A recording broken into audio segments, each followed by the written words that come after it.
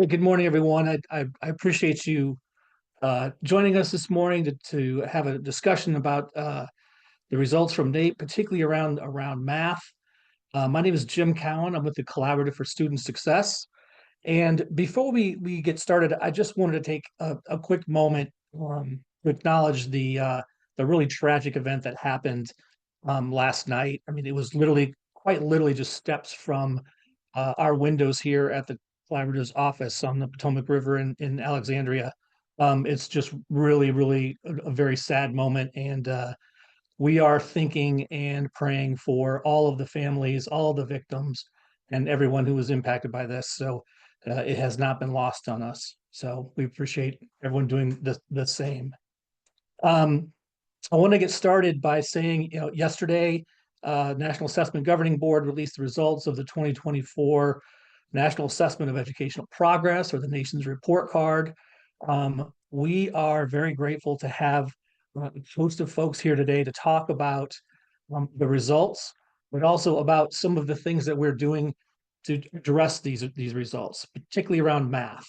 Our organization joined 27 others in releasing a letter early this morning that dug into some of those different recommendations, and they were around issues that included things like expanding access to high quality instructional materials, providing educators with high quality professional learning, increasing instructional time, and automatically enrolling students in advanced math courses, holding teacher preparation programs accountable, and leveraging math coaches. And so we want to go into that with a group of experts that have joined us today. We're very happy to have them. There's a few folks that I want to announce. First is Dr. Julia Raphael-Behr, who is with the National Assessment Governing Board. She's the CEO of ILO Group. Lauren Lagerfo is also here from the National Assessment Governing Board. She is the Assistant Director for Reporting and Dissemination. Lindsay Henderson is here. She is the Math Policy Director at Excel and Ed. Very fortunate to have Rebecca Peterson, who's the 2023 National Teacher of the Year and an awesome math teacher who's been teaching for well over 11 years, I believe, in Oklahoma. Carrie Briggs, longtime friend of the Collaborative. She's the Executive Director for Educate Texas, who is here. Ashara Baker, New York State Director for National Parents Unit, is here. Thanks, Ashara. And Kyle Baltic is here, the Executive Vice President for the Florida Chamber of Commerce Foundation. So we've got a really great group together to talk about this. The first place I want to start is I'm going to ask Julia and Laura to please give us kind of some high-level reflections and some discussion of the NAEP results, particularly around the math side of this. I know you've been talking about this probably for the last 24, 48 hours nonstop, but we'd love to hear what you have to say for this group here. So welcome and thank you. Well, thank you so much for having us. I really appreciate it. I'm so thrilled to get to spend some time digging in with all of you about NAEP's results. I serve on the National Assessment Governing Board, which sets policy for the nation's report card. As part of the work, I chair the Reporting and Dissemination Committee, so this opportunity fits right into our committee's mission, being able to share NAEP so that stakeholders like all of you can use these results to help affect positive change for students. I'm joined here by my colleague, Laura, the board's Assistant Director for Reporting Analysis. She's going to help to answer any questions that you all might have. Let's talk a little bit about the headlines. The headline of the 2024 NAEP results is that we haven't recovered from the pandemic. Nationally, scores are below 2019 levels in both grades and subjects. Compared to 2022, reading scores continue to decline in both areas. The 2024 average scores for 4th and 8th grade reading, they're not even significantly different from 1992.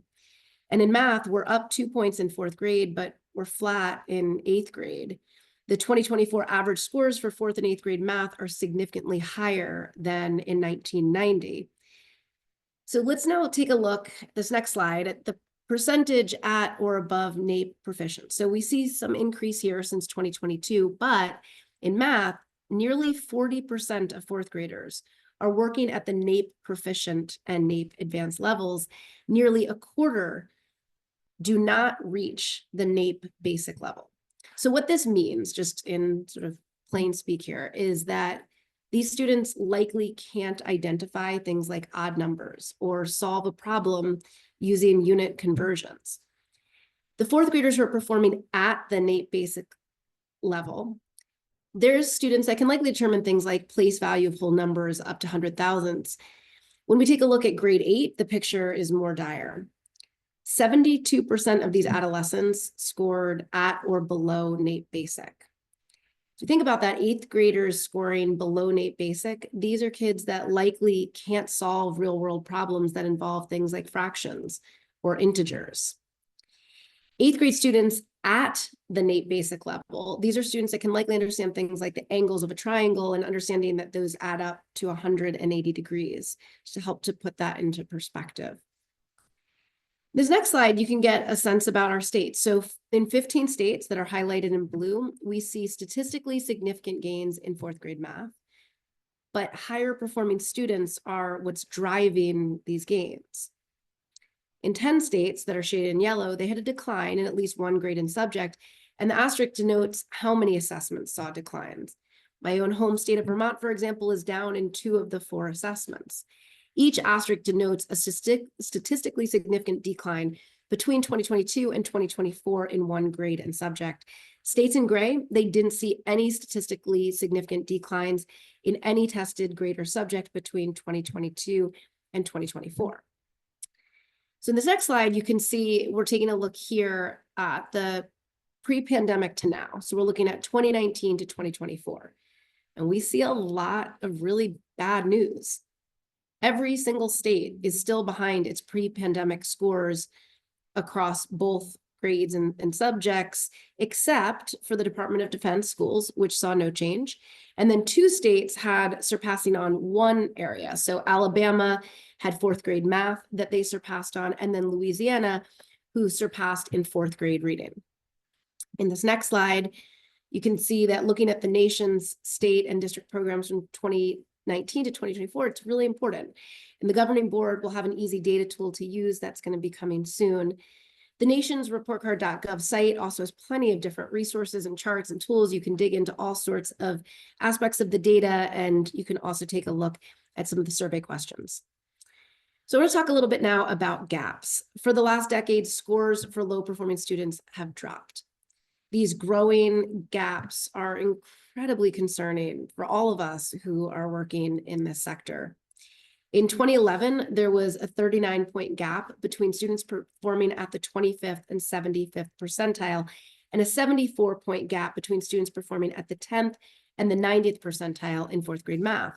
But as you can see, today we see a 47-point gap between students performing at the 25th and the 75th percentile, and an 89-point gap between students performing at the 10th and the 90th percentile in 4th grade math. Reading also shows similar trends on this. So in grade 8, we see the same kind of widening of gaps. In 2024, there is a 58-point gap between students performing at the 25th and 75th percentiles. There's a 109-point gap between students performing at the 10th and the 90th. In 2011, there was a 49-point gap between students performing at the 25th and 75th, and there had been a 92-point gap between students performing at the 10th and 90th. So all this to say, we are not in a great place. Gaps are growing, reading scores are declining. We are not back up to pre-pandemic scores, but we've had periods of progress nationally in states and within districts. Between 2000 and 2009, you can see here that the gap between students performing at the 10th and the 90th narrowed to 89 points. So during that time period, we saw a 13-point decrease. And then that gap between the 25th and 75th percentile had a slight narrowing of a 7-point decrease. So as you guys focus on math, we have to remember that these math scores really matter. Harvard's Tom Kane and Dartmouth's Douglas Stager found that an increase in 8th grade math scores on NAEP leads to higher earnings, fewer teen pregnancies, and fewer arrests later in life. Stanford's Rick Hanashek, a former member of the National Assessment Governing Board, has estimated that recent test score declines will lead the average student to have 6% fewer lifetime earnings.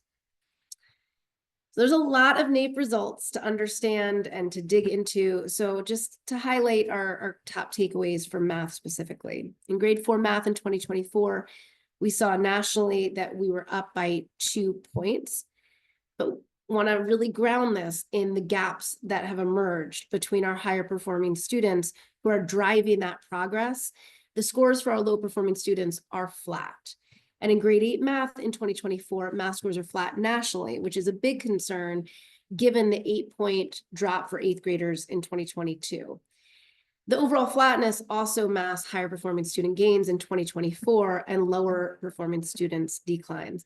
And I think that's without a doubt the most important of the NAEP takeaway, is that there's no space for celebrating on these results. I think there's an incredible concern to really put our heads around these gaps and the impact that we had with these results because of high performing students. With that, I will turn it back to you, Jim. Thanks, Julia. Wow. We're going to break this session down into 2 parts, really. The first part was what Julia was just referring to with the overview of the NAEP results. We're now going to go into a second part of this, starting with Lindsay, where we want to talk about the actual recommendations, the policy recommendations that we believe we need to double down on and put significant investments around, because they're based on practices that we think are going to make a difference to address this. So, Lindsay, please take some time to walk us through what those recommendations look like. Thanks so much, Jim. That was a wonderful introduction, Julie. I wish the news was better, but what I think it shows is that we all have an opportunity to make strong improvements for students in the math ecosystem. And I'm here representing Excel in Ed. It's a national nonprofit who works to make evidence-based policy solutions that are student-centered and help to create spaces where students can thrive. My policy space is strictly mathematics. I focus on the K-8 space. And what I do is look at the evidence and what it tells are the optimal conditions for teaching and learning mathematics. And then we extrapolate that to policy levers that states can enact to help make those conditions happen in the classroom. Before we get started in looking at what we've identified as our 6 fundamental principles of math policy, I really want to root this conversation in 2 things. First of all of our policy solutions are evidence and research driven. And the second thing I want to remind everybody is that our policy solutions are also rooted in the belief that all students can achieve high levels of math proficiency. And as I'm talking about our policy solutions and I'm sharing data and statistics from different state examples, I also want to remind people that the data is really important, but they represent individual kids who have unlimited mathematics potential, and they just need the right conditions to thrive. So with that framing, I'd love to dive in and talk about what the evidence has shown has informed as our 6 fundamental principles of math policy. And I'll let you take a look at these 6 fundamental principles: instructional materials, educator supports, assessments to inform instruction, core instructional time, families and caregivers, and then automatic enrollment. But what I'd really like to do is highlight some states where they've made significant progress in these 6 fundamental principles and what that means for students of those states. So the first spotlight I'd like to look at is the wonderful state of Alabama. And Alabama has really led the nation in adopting a comprehensive math policy called the Alabama Numeracy Act, which was enacted in 2022. And the piece of their comprehensive policy, it addresses a lot of our fundamental principles, but the piece that I'd really like to highlight is that core instructional time. It may seem like it's a no-brainer that kids need to learn math every day, starting in kindergarten and extending all the way up the pipeline for a daily block of time. Well, Alabama is the only state in the nation that has it in policy that kids need to learn math for 60 minutes per day. And I find it really fascinating that, first of all, they're the only state in the nation that has this policy. And second, that with the NAEP results yesterday on Alabama in 4th grade, showed some pretty significant, statistically significant math gains in their 2024 NAEP results. They are on par with the national average, and they're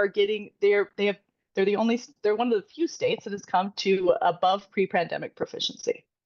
So I wanted to give a huge shout out to Alabama. Now, with that being said, and like Dr. Barr said earlier, there are still significant gains that every state can make, but I want to celebrate these small gains that states are making because it builds momentum towards some of those bigger gains that we can make. The second spotlight I would like to highlight is our fundamental principle about assessment to inform instruction. And Indiana is really leading the nation in this 2025 legislative session. They have a comprehensive House Bill 1634 on the floor. And one of the pieces of their comprehensive bill addresses assessments, screeners to identify where the funds of knowledge that students bring to the classroom, and then places or like red flags where students have misunderstandings, they have misconceptions, they have gaps that need to be filled. When teachers have access to this kind of data about their students, they can really leverage their students' strengths, their mathematical knowledge, and then they can really hone in and personalize those interventions so that they can catch the kids up to speed and they can achieve mathematical excellence for their grade level. Indiana is really stepping out and making great strides in this work. I'm confident that this bill is going to pass. It has been overwhelmingly successful, and I wanted to just give a shout out to the great work that they're doing in Indiana. The third state I'd like to highlight is the fine state of Kentucky. Kentucky in 2024 passed a similar comprehensive bill, and the piece of their math policy that is evidence-based and student-centered is educator supports. So what they do is they have districts submit a professional development plan that's data-driven, and they have each school go address what gaps they want to close and how they're going to close them. And then they provide things like math coaches.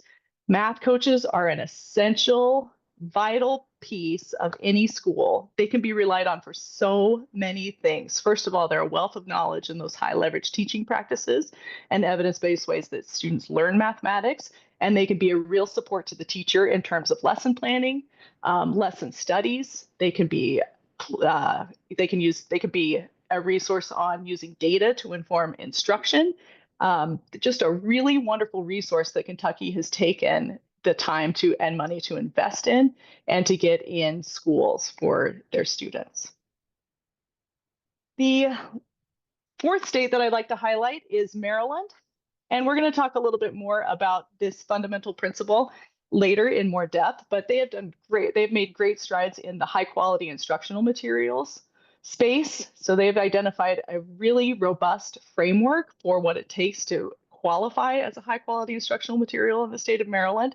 It is evidence driven. It is also consensus based. And what they're going to do from this framework is develop a rubric to evaluate materials. They're going to have a process for evaluation, and then they're going to finally make a determination and spread the word around in the state of Maryland as to which materials meet the high quality instructional framework requirements.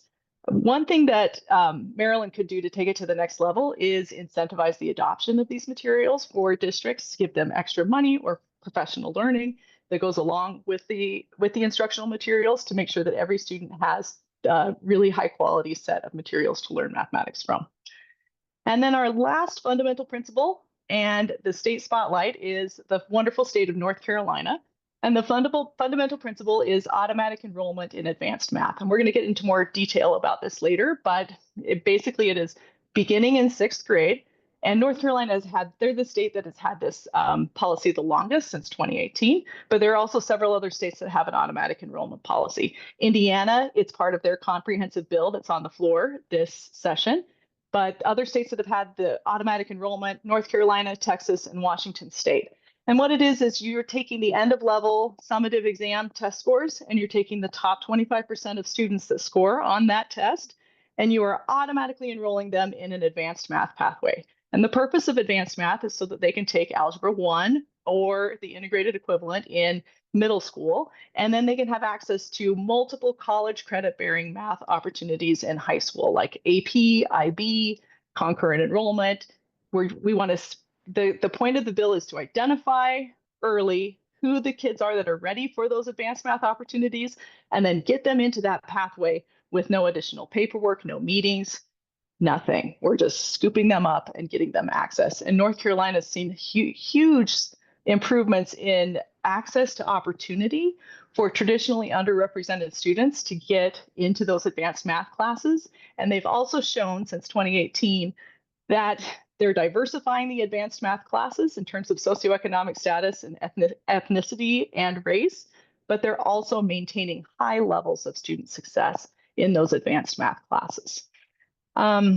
With that, I have some resources and a link to the slide deck if you would like to dive in further about any of our fundamental policies, our fundamental principles for our math policy. You can take a look at the evidence and research behind what we recommend, and would like to share my contact information if you'd like any more information. And with that, I'd like to turn the time over to a wonderful colleague that I've known for many years, Rebecca Peterson.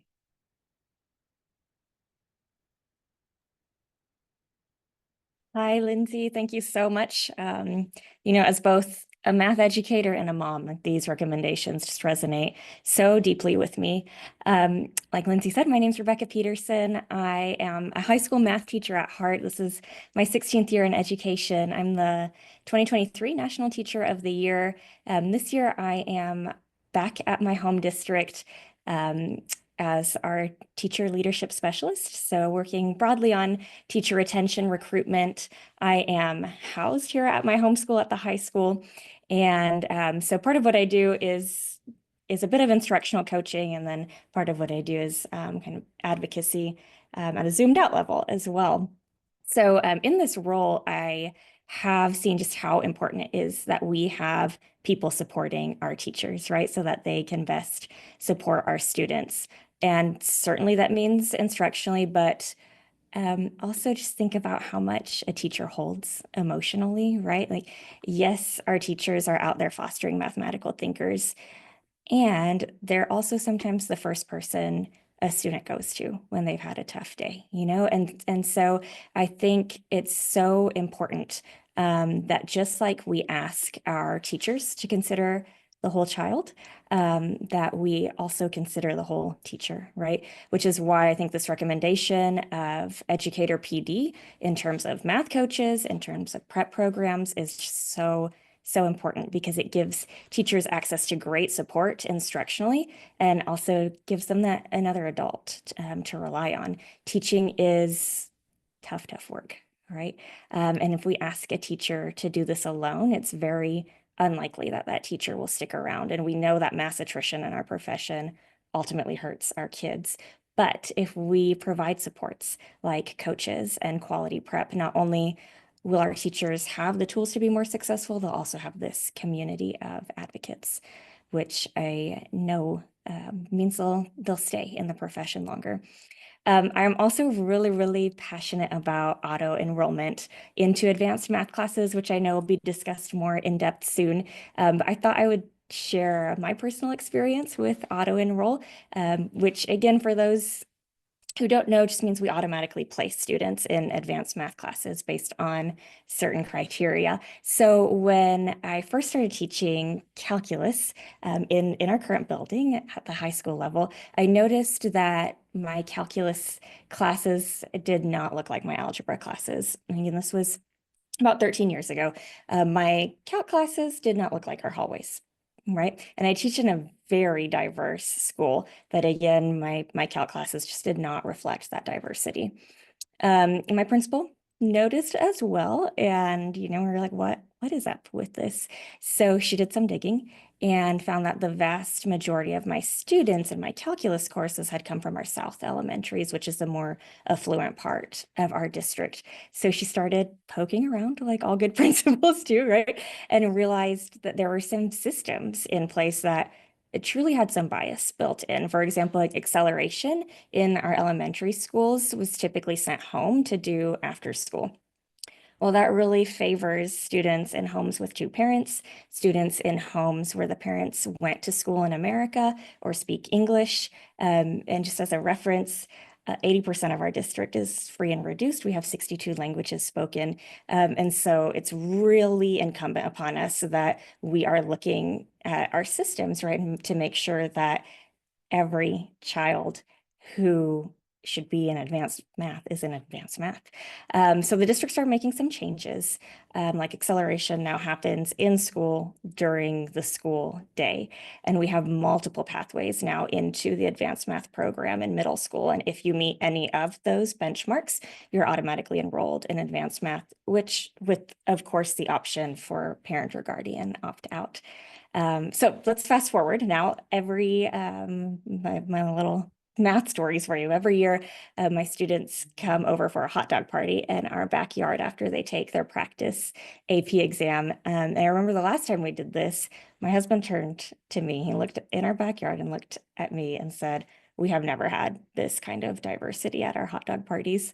And that just solidified kind of what I'd been seeing over the years, but it was more noticeable to him having sort of had, not seeing it every day, right? And yes, it's just one story, but I hope that it empowers you to think of ways to keep expanding math opportunities for our kids, because math should be opening doors for them, not closing them. And I also share this example to say that, yes, it is incredible to have legislation to support auto-enroll, but the story also shows you that you don't have to wait for legislation to make this change. Districts typically have the autonomy to make these kinds of changes locally. And so I would strongly encourage them to find those system changes that allow more kids who are prepared and ready into advanced math classes. And I'll turn it back to Jim. Rebecca, thanks for providing that. One of the things that we're always concerned about is we get behind these policies and we love them, but we need to hear the teacher voice about, like, what does this actually look like at the ground level and in the classroom? So I appreciate you providing that. And that little note you put at the end there, I didn't even know you could make that kind of systemic change with that policy locally. You did have to wait for the larger policy. So that was a new one for me. So that was helpful. I want to remind folks, like, some people have picked up that we have this Q&A tab involved here where you can submit questions. I think there's been several questions provided already. And thank you to Julia and Laura. I think have already responded to one from Jill. If you do have any questions, please use that function as you have it. We're trying to answer those as they come in for folks. I want to introduce a longtime friend of the collaboratives, Carrie Briggs, who is now leading Educate Texas. And we want to talk a little bit more about your perspective on what auto enrollment means for you in this new role and what you've seen it play out in your work there in Texas as well. Thanks, Jim. Appreciate you having me today. And I'm going to share my screen. Educate Texas is a nonprofit organization that drives opportunities for all students across our great state. We're hoping to make sure that policies we advocate for open roads for every student in high school and beyond. And then we also implement programs that help make sure those open roads are reality. Kind of talked a little bit about it, but at least in Texas, 70% of Texas jobs require some sort of post-secondary credential. Right now, we're at about half of our students who have that. So that's an improvement, but we're not satisfied with that. And like Rebecca just said so beautifully, math is really crucial to high demand high school jobs. And so we know this is important. We know we have to get more kids into math. Right now, about half on our state test, about half of our fifth graders can master math. Our fourth grade NAEP data showed we were about 45% of our students were at proficient or above. So nice, not terribly off kilter data there between the state test and the NAEP test. But our eighth grade math was not great, mirroring the nation. We have only 24% of our students at eighth grade that were proficient or above on NAEP. So really have a long way to go. And again, like being able to have taken the math necessary in elementary and middle school so that you can take 4 years of math in high school is really important. So that's where we have like North Carolina, I guess a leader before us, our advanced math policy comes into play in the most recent legislative session that completed. So the state passed a bill that said we were going to have an automatic enrollment or opt-out policy for advanced math. For us, it's meant access to any student that performs in the top 40% of the 5th grade Texas math is automatically enrolled in an advanced math program beginning in 6th grade. And very similar to Rebecca's district, we had a school district in Texas, Dallas, that took a lead on this. And so they, in 2019, changed policy and started doing this opt-out automatic policy. And what you see here is almost double in enrollment across the board from 2019 to 2023. I mean, this is just like a phenomenal kind of move in a really quick pace. And so happy and really excited about the increase in enrollment to honors math from just this one thing. Again, almost double for every student group.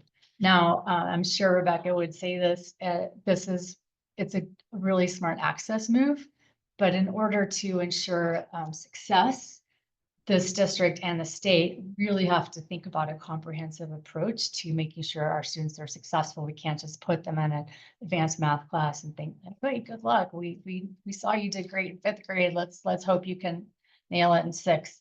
It really requires us thinking about the standards in 6th and 7th and 8th grades. You kind of have to move some things around, compress some things, and make sure standards align with what the expectation will be for algebra in 8th grade. Need to make sure our teachers have high quality instructional materials. Love seeing that as a policy priority from Excel and Ed. And then we need great qualified teachers and effective teaching in the classroom.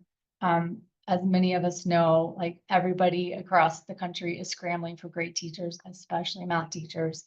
And so when we make these kinds of shifts, we also need to make sure our teachers are ready for that and are getting great coaching and that they're certified for this work.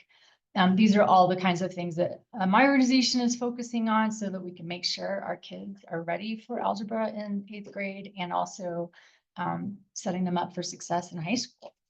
And so that's what I had to say. I am going to pass it back to Jim. Great. Well, thank you, Carrie. And now I think we're going to show short 30-second spot on auto enrollment.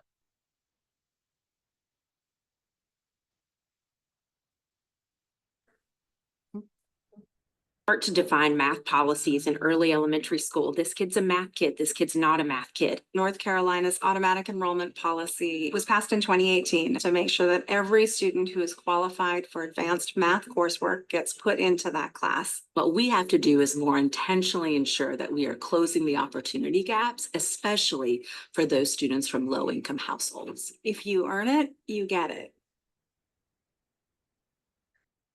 Yeah, and real hat tip to North Carolina, particularly Best NC, Brennan and team, and the folks in Texas too. They were the winners of our March Madness competition last year, and that really got us focused and tuned in on what exactly auto enrollment meant. So we were excited to go out there and try to capture that story. There's a longer video that we put together on auto enrollment that we'll make sure folks see, and we encourage you to share that as well. Next up, I'd really like to get into high quality instructional materials. And we have Ashara Baker from New York State, Director for National Parents Union. Ashara, thanks for coming in. I know you had a lot going on this morning, so we appreciate you taking time, but can you just give us a quick sort of lay of the land for New York right now? Absolutely. Gonna pop it in here. So I would love to share that the great state of New York has established state numeracy policy, but we actually don't, unfortunately. And to make this scenario just a little darker, our New York State Education Department does not explicitly monitor high quality instructional materials. So what does that mean for the great state of New York? Well, within the National Parents Union New York, we've built a system around accountability and transparency. And I'll reference my report in the slide deck. But we spent some time fielding through some data. Clearly, we've talked about the current NAEP data, so I won't dig into that. But just around state assessment data, it is even more alarming. when we look at what's happening on the ground across our Big Five districts. So for instance, within the city of Rochester, the 2023 state assessment data shows that 14% of third graders were proficient in math. And within eighth grade, 2% of eighth graders were proficient in math in the city of Rochester. For Buffalo, it was 23% of third graders and 12% of eighth graders. And then within our state's capital, Albany, it was 4% of eighth graders. I will acknowledge New York City. They had 58% of third graders who are proficient in math, and then 29% of eighth graders. And I'll acknowledge it a little more deeper once I dive into what they're doing within their New York City SOLVS system. But I wanted to use the word that Lindsay mentioned around opportunity. The North Star for the National Parents Union has been our math coalition. And these scores that I talked about really required the attention from parents to call to action for policy changes across our state. We wanted it to mirror what we were seeing across the country, essentially. States that were already mentioned, such as Indiana and Kentucky, Alabama, who have really taken time to look at high quality instructional materials and specific frameworks that could work for their students. So with that being said, we developed some policies and some things that we really determined key to support districts across our state. For instance, we wanted to support districts within the bottom 10%. Within our state, we actually have 64 elementary schools, school districts who are performing below the 10% mark, specifically within math. So we wanted to ensure that they're receiving high quality instructional material, as well as ongoing professional development and coaching. And the key word with us was progress monitoring, considering that it wasn't consistently happening across our state. In addition to that, what makes our policy built around families is we really wanted to lean into family partnerships. Giving the information directly to families could really connect the dots between what's happening in the classroom and what's happening at home. I will dive into New York City SOLVS, which you can actually see within our critical report. The QR code is right at the bottom, critical conditions within the state of education. But New York City Public Schools has consistently adopted high quality instructional materials over the last 2 years. And they weren't waiting on our state to adopt policy. They made the change for the better of their students. So the New York City SOLVS call to action in partnership with Educators for Excellence and the New York City Chancellor was really a call to action to speak to that 58% of students. They wanted to ensure that they increase that number, which we applaud within the National Parents Union. I think that's wonderful. Their framework is grounded within high quality instructional materials, but it's also combined with aligned professional learning, culturally responsive frameworks, as well as vetted curriculum. And then the teacher feedback piece, which is really critical around the work that Educators for Excellence pushes within this initiative. Since we talked about the NAEP release, I can acknowledge that within the 4th grade mark within New York City, they did see some rebound and some improvement, but this wasn't a celebration for our state, essentially based off of what was outlined for us. For the state of New York, we have the daunting reality that we can see how effective aligning state standards with clear guidance, with proper assessments and resources, we see the results. We're seeing it within Alabama, where, this is why we're doing this briefing. But we cannot find that success until we actually adopt policy with high quality instructional materials. So that is a little bit about New York. Hopefully we'll have a better update in 2026. Thank you. Yeah, thanks for providing that. And again, we're always looking for opportunities to assist the great work that you and the MP are doing there. So thank you for doing that. The last speaker we have here is Kyle Baltic, and Kyle's with the Florida Chamber of Commerce. Kyle, we really enjoyed meeting you and your team at a gathering of the Lastinger Institute recently, and just to hear about the importance of math for the workforce within Florida. And we're hoping that you can discuss a little bit about that right now, what's happening in Florida. Absolutely. Sorry about that. Am I sharing the correct screen, by the way? Yeah, it looks looking good. Perfect. Awesome. Thank you, everybody. Well, my name is Kyle Baltic. I'm the Executive Vice President of the Florida Chamber Foundation. And, we always get asked the question, why is the Florida Chamber of Commerce so focused on something like education or math proficiency or those challenges that are impacting our least resourced communities across the state of Florida? And it's simple. At the end of the day, we are focused on not just the short-term economic health of our state, but the long-term economic health of our state. And we know that that means everything from workforce training to high-quality schools so parents feel comfortable going to work during the day, knowing their students are prepared for the future. So here at the Florida Chamber Foundation, we're focused on a variety of topics. Every 10 or so years, we work on a capstone report. The one we're working under right now is called the 2030 Blueprint. And the idea is when we crafted the 2030 Blueprint, how do we actually grow our economy to the 10th largest economy in the world by 2030? Now, we take about 2 years to do these reports. We typically go to every single community within the state of Florida, have conversations with major stakeholders, legislative leaders, policy leaders, business leaders, philanthropic leaders, but also community leaders. And when we did this, again, the idea that there was not really a functional blueprint to the growth of our state was a reason that we wanted to launch the 2030 Blueprint. Right now, we're the 16th largest economy in the world. We've been as high as 14. We're pretty much neck and neck with Spain. So when people ask how big is Florida's economy, it's about the size of Spain's economy overall. If you look into what some of the changes will be here in the state of Florida and how we really not only bring awareness to the business community, but arm them with the information they need to move the needle. We constantly are looking at data and analysis to inform our decision making. So we have a couple different data tools. I'm showing you one right now. It's called the floridascorecard.org. It's publicly available to anybody, but actually tracks metrics across talent, supply, and education, quality of life, infrastructure. I'm showing you just a bit of that talent, supply, and education piece right now. And as you'll see, it's actually updated our rankings from the scores that were just posted yesterday. So, in terms of fourth grade math rankings at basic and above, Florida is second in the nation, but we've dropped to 10th in the nation when it comes to reading.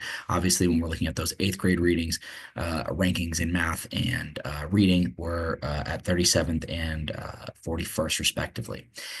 And again, as I talked about doing this work, we're not just trying to bring awareness to the community, but we're also trying to go out into the community and understand what those greatest challenges are.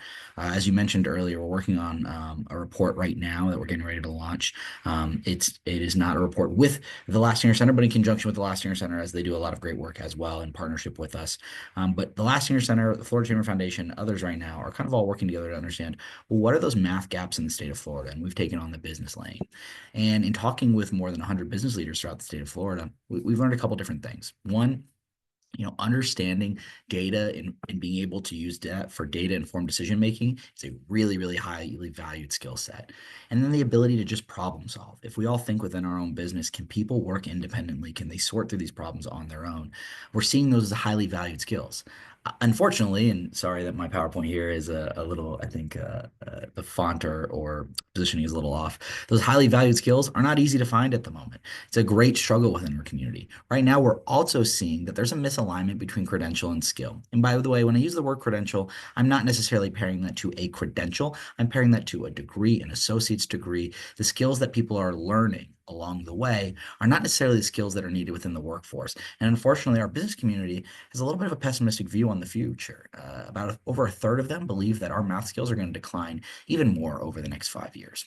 So what do we need to focus on? Right now, our business community is telling us we need to focus on real world application and the inclusion of that real world application within our studies.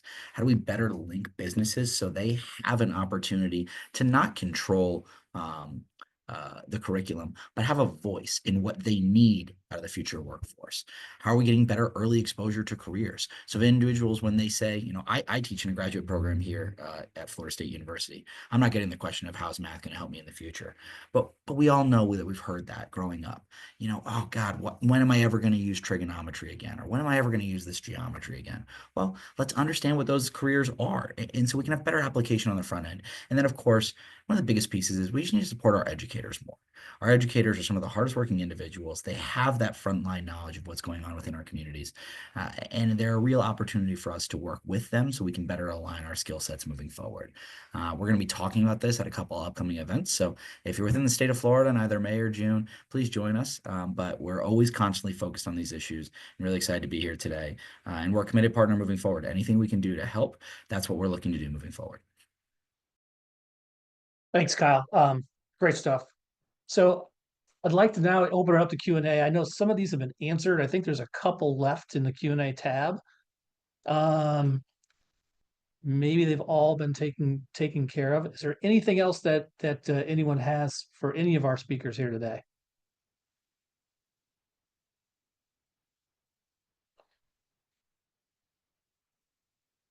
As those might be coming in, Jill, are you still on?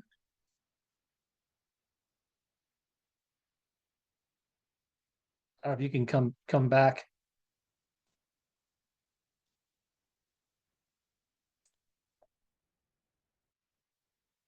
I was going to give, or sorry, not Jill, Julia.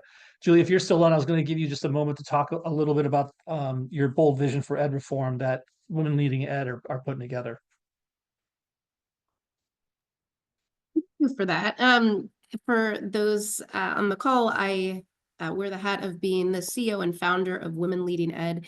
We are the largest national nonprofit network supporting women in educational leadership. We have over 500 members serving in every state in the country. Just this week, we put out the Women Leading Ed policy agenda. It was built by a dozen of the women who serve on our policy committee, district and state superintendents from across the aisle, and lays out a roadmap for the areas that women agree need to change if we're going to really make progress moving forward. Many of the areas are areas that you all are familiar with and are talking about on this call, but we also touch on areas around how to responsibly implement artificial intelligence and what that should look like in the road ahead, how we think about workforce partnerships and build on some of the great work happening in incredible states and districts around the country around apprenticeships, knowing that the results on NAEP are telling us that we've got to do a lot more if we're going to really help support our kids and not get lost in just how bad this widening gap has become between our highest and our low performing, but really ask, what are we doing to re-engage our students, knowing that these students are now our 5th and 9th grade students, and thinking about how we create more opportunities for them to have that kind of curiosity and real world experience that we know cause kids to want to show up every day and to attend schools. So you can read more about it on the Women Leading Ed website and can share those links. And incredibly grateful, Jim, for the opportunity to share a little bit about what we're doing at Women Leading Ed. Great. Yeah, I see. Looks like Lindsay, you already responded to a question about increase in gap. And I'm trying to think if there's anything else, Josh or Adam, that we need to respond to. I think Lindsay can come off mute and voice over her answer to the gap widening question and respond to the second question that's been added. I'd love to. So the gap widening question about isn't advanced math widening the gap between the students, the advanced students and the non-advanced students? And really the intent of this policy is to acknowledge that all students have a right to be in an appropriately challenging math class. And the evidence shows that students need to be mathematically ready in order to be successful in a critical class such as Algebra 1 in middle school. And so advanced math is really just taking those students that are showing that they have that mathematical level of proficiency and giving them the opportunity to be on the pathway to algebra or the integrated equivalent in middle school, and then multiple college credit-bearing math classes in high school. The policy also includes a provision that says it should happen every year from middle school to high school, or at least once in middle school. You should identify advanced students and once in high school, because students peak mathematically at different times and should be allowed many on-ramps to that advanced mathematics pathway. And also part of our policy set is the recommendation that there should be an opt-in provision.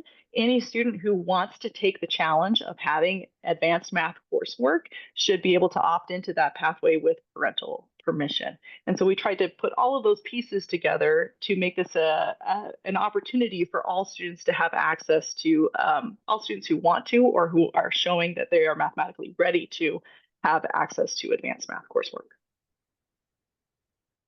And then Lizzie, can you follow up also with, there's a question on the role of ed reports for HQIM. Sure. Ed Reports is a wonderful place to start for K-8 math high quality instructional materials. They have some very rigorous vectors that identify the different math content, but also states have some work to do to identify like in this, the materials need to align to state standards because the state standards identify what is rigorous for the grade level. And so you need to make sure that alignment's in place. And then you also need to make sure that the materials cover the evidence-based teaching ways of teaching mathematics and the ways of learning mathematics that your consensus of stakeholders has come to in that state. So just Ed Reports is a wonderful place to start. There's a little bit more work to do beyond that.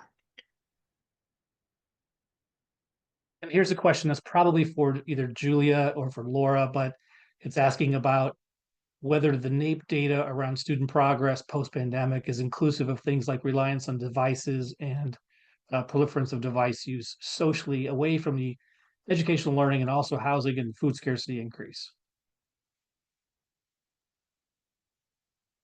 It looks like Dr. Raffel-Baer is typing a response. Dr. Raffel-Baer, would you like to address that?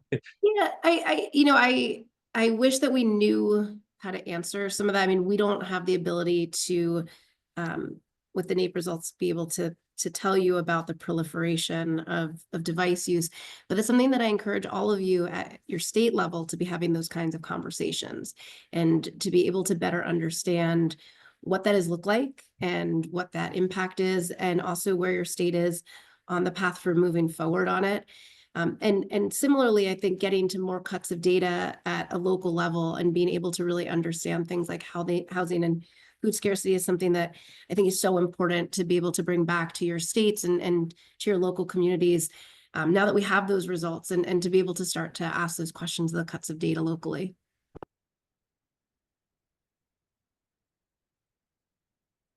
Thank you for that.